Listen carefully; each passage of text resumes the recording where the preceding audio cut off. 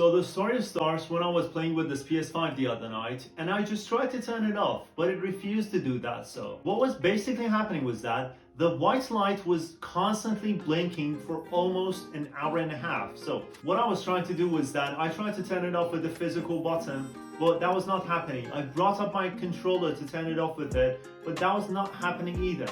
So what I did was that I contacted the PS5 support team, and they addressed the safest approach that I could possibly do to tackle this issue, because that's a critical situation and you do not want to hurt your PS5.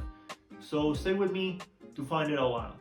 So here's the actual footage that what exactly happened to my PS5. So as you can see, the trackpad was not responsive, nor the PlayStation button itself. I could turn the controller on or off, but the PlayStation itself wouldn't respond to it. So I tried everything to fix it, even to disconnect the USB connection from controller and connect it back, but it seemed like a frustration as well.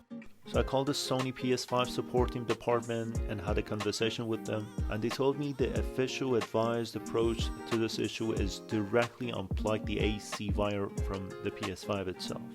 But guys, please keep it in mind that you need at least 30 seconds to connect back the AC wire, because you need the electricity to completely get off the motherboard. Okay, so nothing fancy, and you're good to go to turn on the PS5 back again.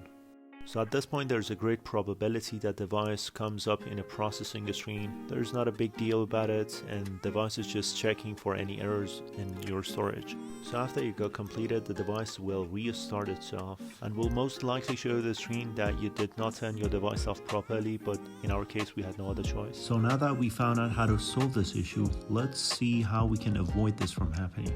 So basically, the golden point to avoid this from happening to your PS4 is that you need, and I'm emphasizing that you need to close the application and then turn off your PS4. Because in many cases, games are doing some task in the background and it causes this to happen. So here was all the points, and if this video helped you, subscribing is always appreciated. Thank you.